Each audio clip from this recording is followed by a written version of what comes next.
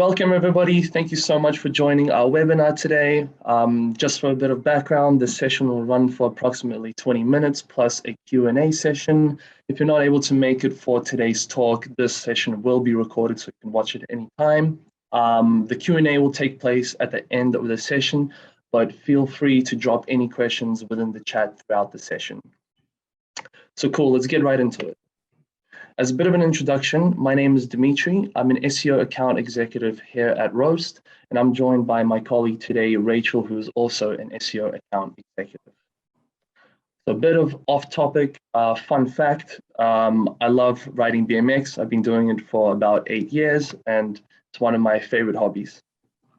My little fun fact is that my dog has a job, so he's a medical detection dog, and he can detect Parkinson's in patients.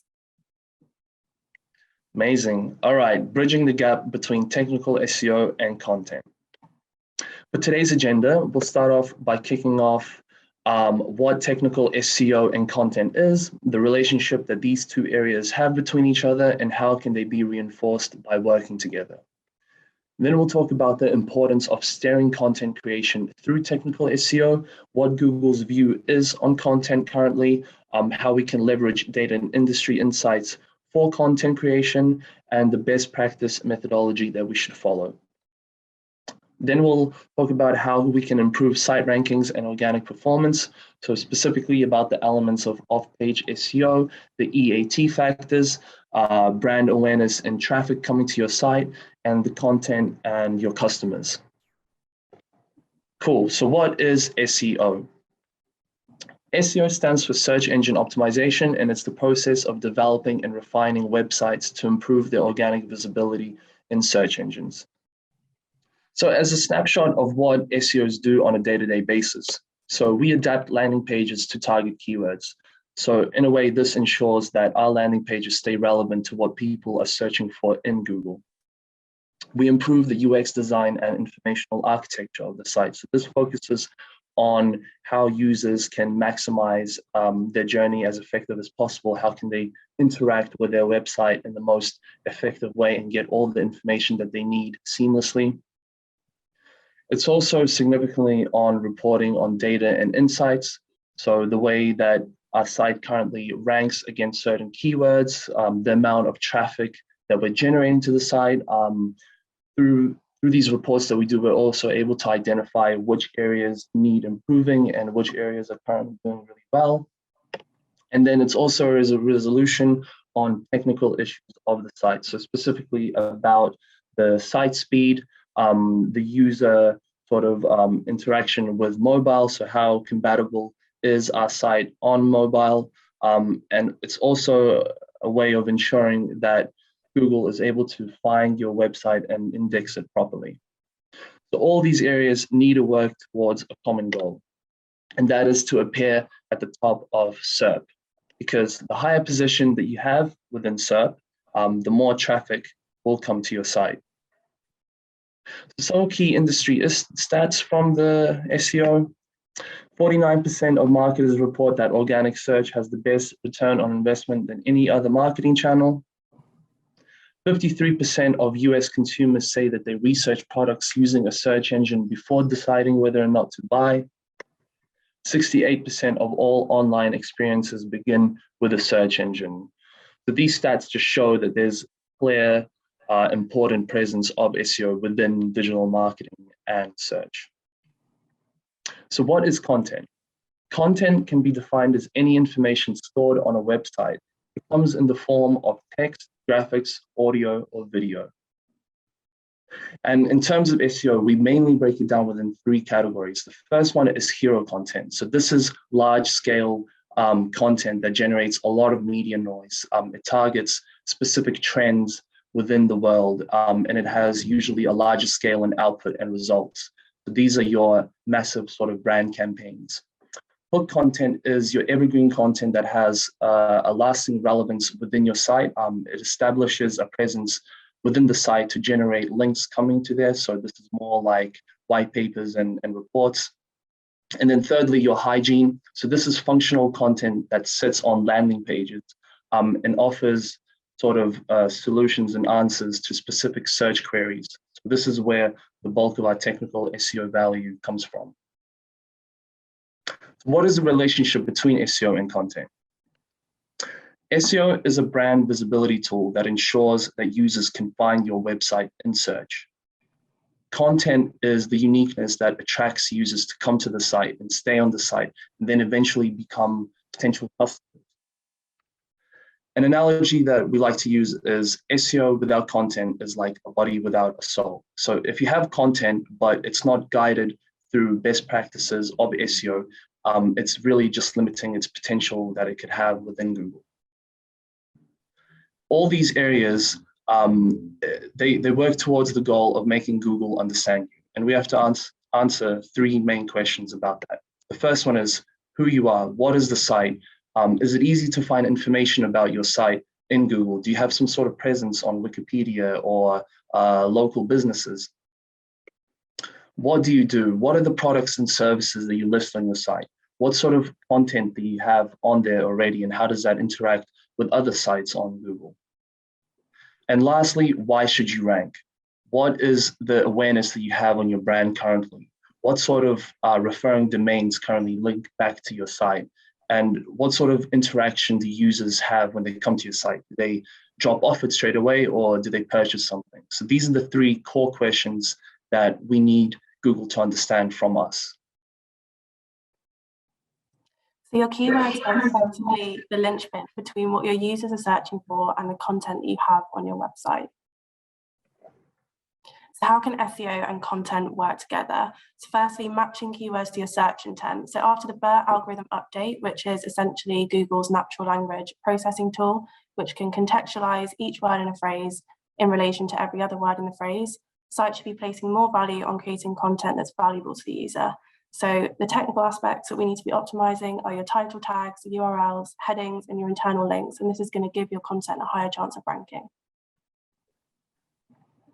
Creating linkable content. So gaining backlinks can be made easier when you're creating content that other sites naturally want to link to. And there are two methods to creating linkable content. Firstly, you have your competitive analysis. So this is examining where competitor backlinks are coming from and trying to provide more value to those topics. Those sites naturally want to link to your page instead of competitors, or getting ahead of the curve. So finding those low competition, high traffic keywords to create content that's likely to rank quickly. And then internal linking is a really great way of dispersing page rank or equity to other pages on your site.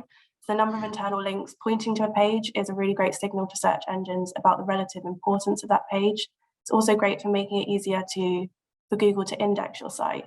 So some pages will already be known to Google because it's already crawled them before, or they're present in your sitemap, but other pages will be discovered when Google follows a link from a known page to a new page. And finally, internal linking is really great for directing traffic from one page on your site to another.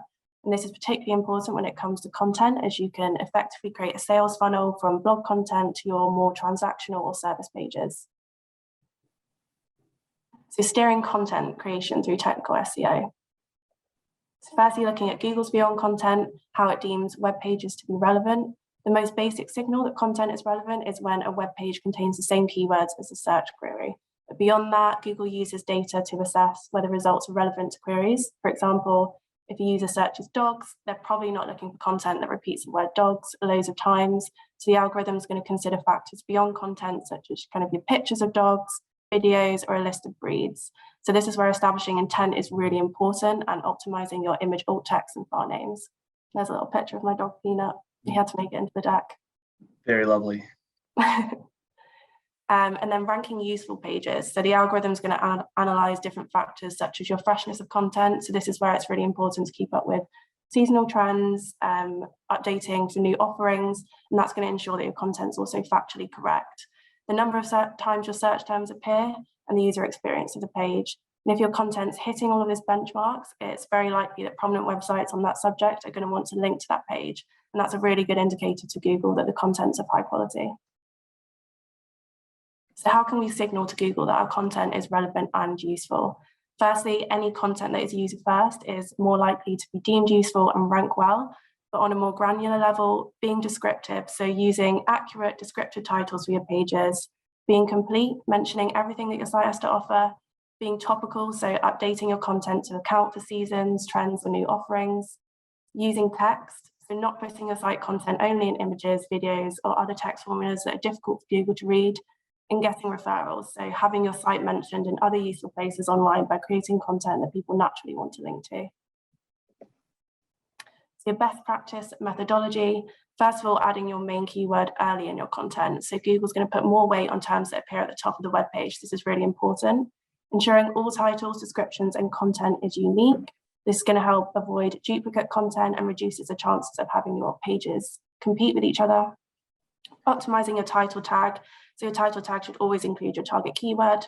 Utilizing internal linking, so using keyword-rich anchor text to help Google understand what each page is about and sending authority to the right pages.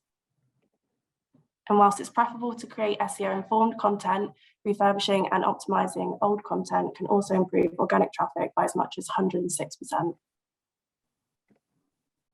So how can we leverage data and insights within content creation and SEO?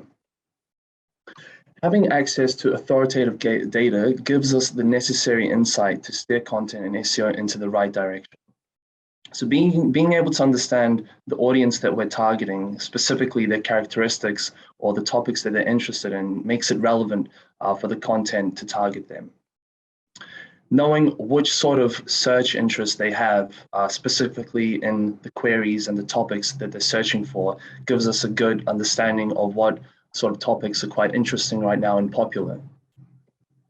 And then being able to analyze the specific keywords within these topics gives us essentially a formula to write content and make sure that Google will be able to crawl it correctly and analyze that this is the most relevant information for this target audience based on the search interest. So first of all, the target audience. So understanding an audience essentially allows us to craft tailored content and ensure effective SEO actions. Take this example as an audience. So this person is a TV watcher and a book reader, and they're interested in keeping up with the latest books. So what can we do from an SEO perspective? We can promote books from highly regarded authors and narrators. We can publish blog articles written or contributed by famous authors, and we'll provide access to new releases and authors on our site. And within content creation, we'll be able to understand what sort of book genres and topics they're interested in, which sort of tone of voice they most closely adhere to, and the length and difficulty of these books that are most relevant to the audience. And this information can all be found through market research. Search interest. So being able to understand the search interest is key to finding out the most relevant topics.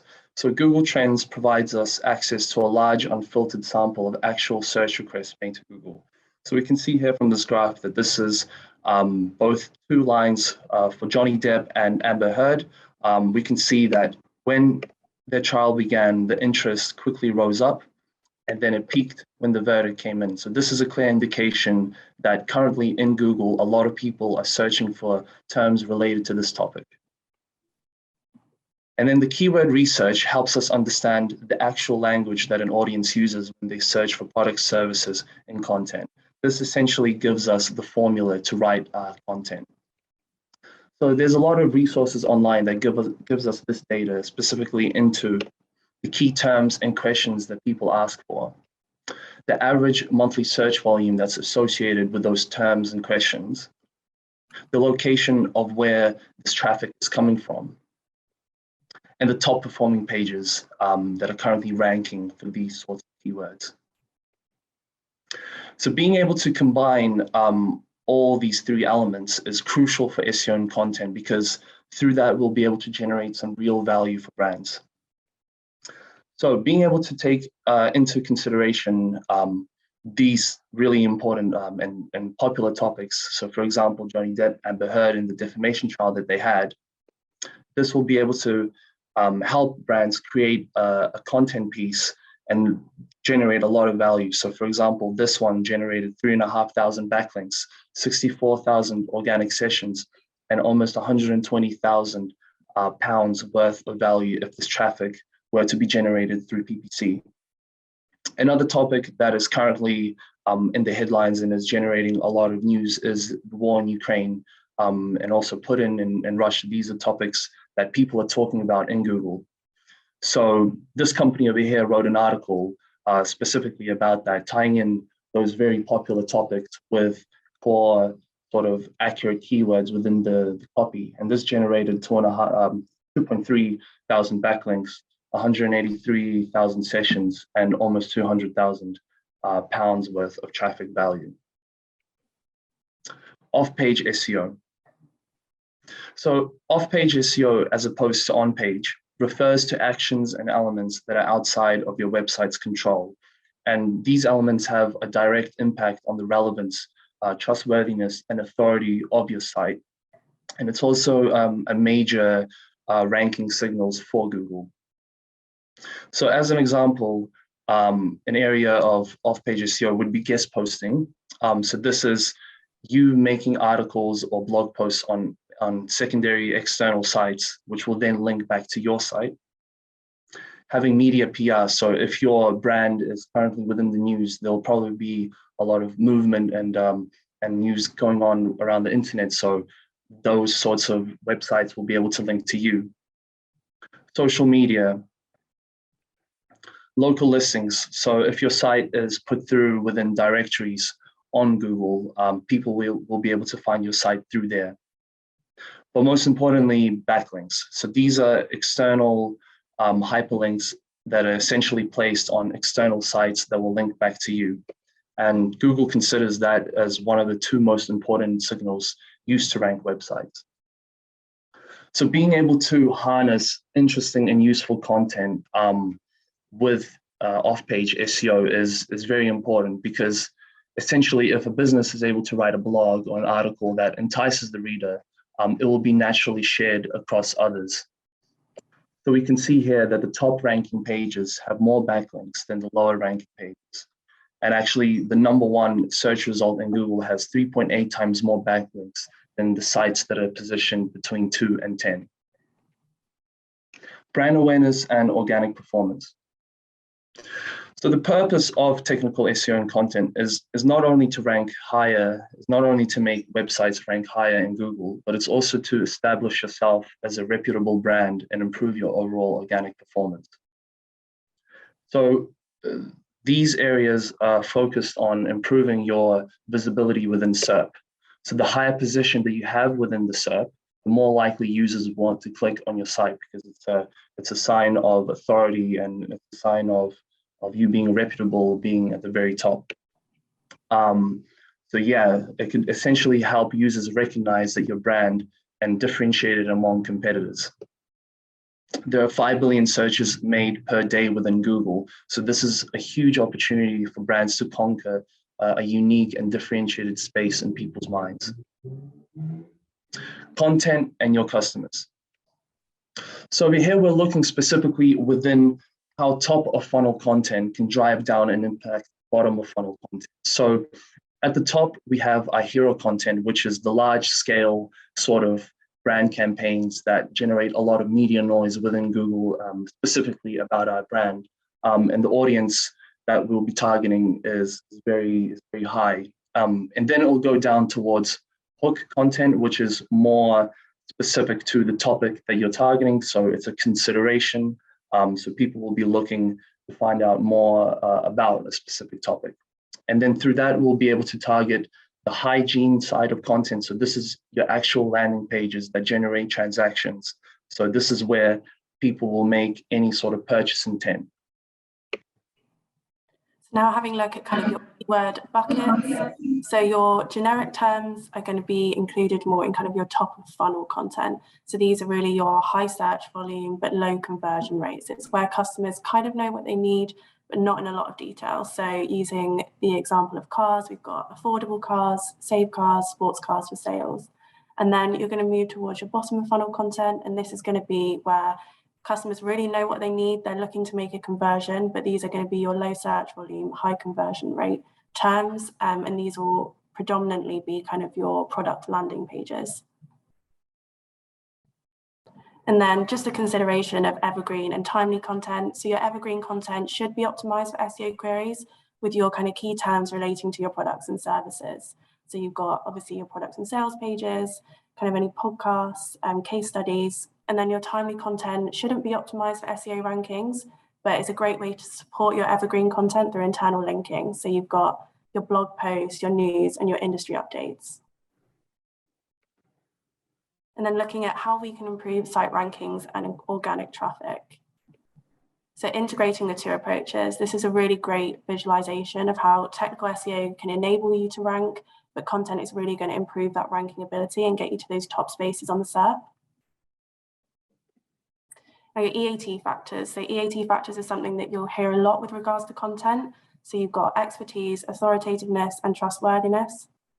And in the sense of measurable metrics, EAT is not considered a direct Google ranking factor, but there are signals that Google uses to determine expertise, authority, and trust, which are ranking factors.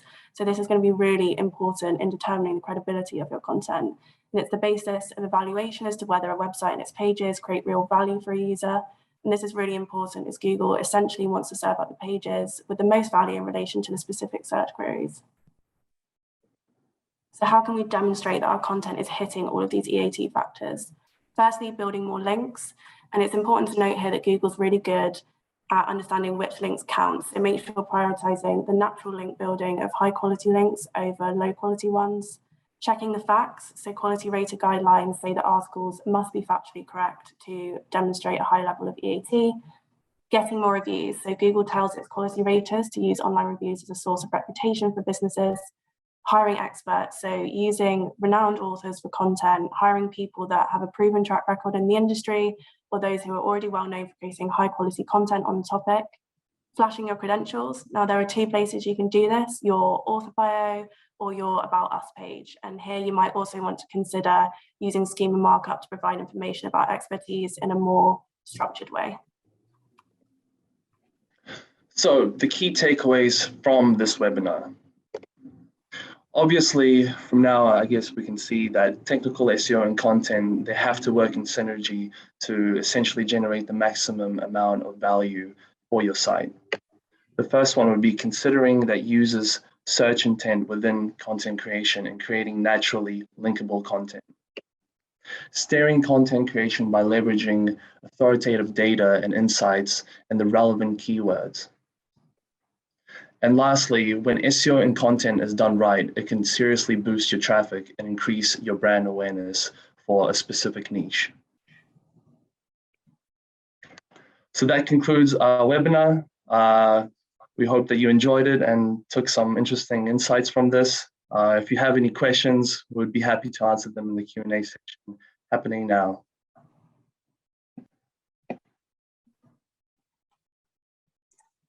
Thank you guys so much, and thank you to our really good audience as well. I can see there's some questions ready for the Q&A. One from James. Which do you think is more impactful on rankings, content creation or technical SEO?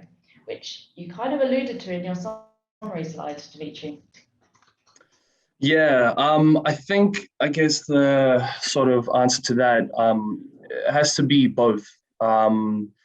Being able to sort of implement SEO best practice and the elements through SEO within the content that you write is crucial. So I think there's not one that's more important than the other. Both of them, I would say, are equally as important. SEO helps you be able to be visible within search, but content is the stuff that is making you unique and having those people come to your site. So you have to incorporate both elements for it to succeed, really. 100%. Yeah, I completely agree with that. Didn't you have a car analogy for that page? Or I imagined like MOD. Yeah, so I think it was SEO without content is like a body without a soul. Loved that analogy. Love that, so deep. What is the next question? Oh, we've got one from Christy.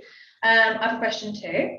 In your experience, how long does it take to see an impact on organic rankings and traffic after content has been created and optimized properly? I like that you've caveated that, Christy, that it is optimized. Just putting that out there as well. I think it depends, the classic SEO saying. I think it completely depends on what sort of content that you're creating. You know, if it's a more reactive piece, you might see kind of traffic increasing quite suddenly. But if it's kind of content where there's quite high competition in the industry and you're competing against, you know, quite high search volume keywords, you might start to see traffic increasing a little bit more slowly. So yeah, I think it depends. Classic SEO answer. Definitely agree as well. Thanks, Amy, for your question 2, which is, how do you back up content creation ideas with technical SEO? It's a good one. Oh, I don't know, Paige, Alice, you guys want to chime into this? Yeah, sure. Absolutely. So I think content is a universe, right? You've got, Rachel touched on it, you've got all those types of content. So if you're putting out some news articles with your expert, say, Lewis, he's a really good expert, isn't he? For Travel insurance. money saving expert. Thank you, Neve. All of those timely bits, they're not going to rank for anything because it's just his opinion. That's fine. But what it is going to do is going to link to the thing he's talking about. It's going to link to that page that you do want to rank. So it's adding that kind of technical layer. The guys also mentioned schema. So there's all sorts of stuff that you can do to support content so that it complements one another. Yeah, and another thing I would add to that as well is it's also important to find out the search volume for certain keywords when you are making that content. So if there's an idea that people want to make through content, it's good to bring them down to earth by finding out, you know, the potential that it will make within the SERP. So yeah. Definitely. Linking, also URL structure can be another way that you can make the content speak to the other product landing pages that you need. That's essentially what it's about, is making sure that the signals are linking and speaking to each other so that crawlers understand the connection between the two and that they're not separated. Yeah, parent and child relationships with content, very important. Awesome. Thank you so much, everybody. Thank you for joining us. I hope you've enjoyed today's webinar.